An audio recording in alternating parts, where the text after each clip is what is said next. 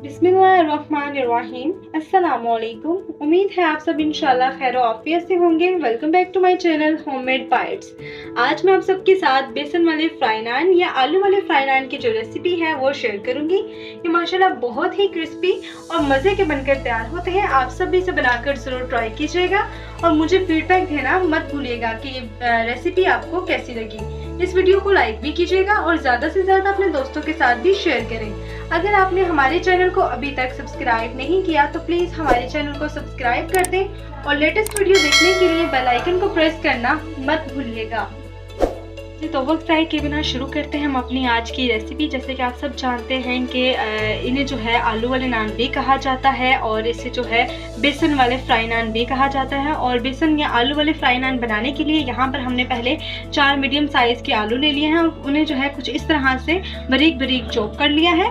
अब हम यहाँ पर जो है 2 मीडियम साइज़ के प्याज लेंगे और इसको भी जो है बारीक बारीक चॉप कर लिया है हमने। इसमें यहाँ पर हमने 6 अदद बारीक जो है कटी हुई सब्ज मिर्च ले ली है। तो अब हमने यहाँ पर जो है बारीक कटा हुआ सब्ज धनिया ले लिया है जो कि खूबसूरती के लिए हम यहाँ पर शामिल कर रहे हैं। और ये जो है बेसन वाले या आलू वाले फ्राई नान हम तकरीबन 8 से 10 बंदों की क्वांटिटी के लिहाज से बना रहे हैं जी। तो यहाँ पर हमने जो है 1 कप बेसन ले लिया है।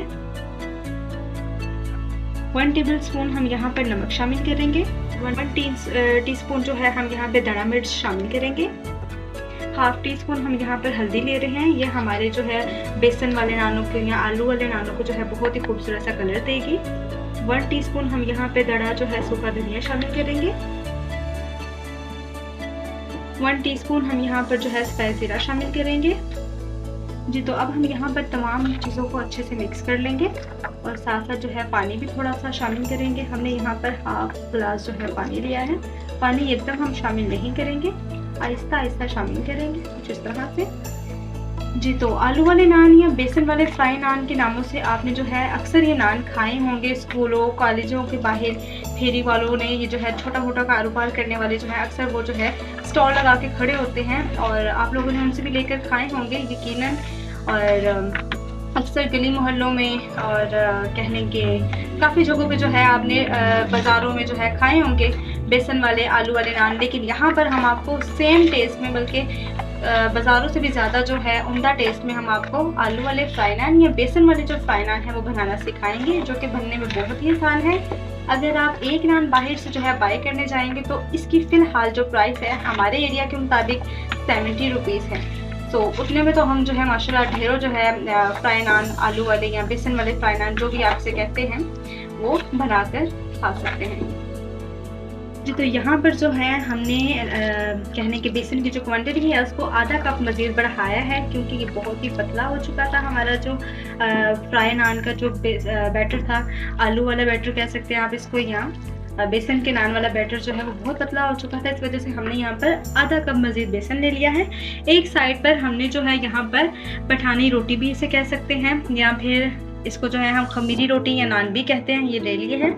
और अब जो है हम इंशाल्लाह अपने जो बेसन वाले या आलू वाले फ्राई नान है वो बनाना शुरू करते हैं।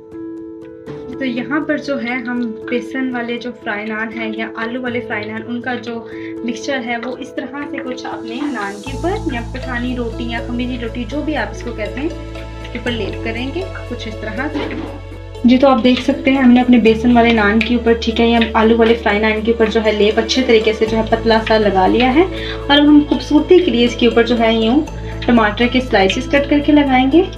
ये ऑप्शनल है, आप चाहें तो स्किप भी कर सकते हैं लेकिन ये दिखने में बहुत ही प्यारे और खूबसूरत लगते हैं जी। तो दूसरी साइड पर हमने जो है ऑयल को अच्छे से हाई फ्लेम पे गर्म कर लिया है और अब हमने जो है बेसन वाले जो नान है उसको फ्राई करने के लिए ऑयल की जो फ्लेम है बिल्कुल मीडियम कर देनी है। और अब हम इसमें जो है अपने बेसन वाले नान को कुछ इस तरह हल्के हाथों से जो है शामिल करके फ्राई कर लेंगे।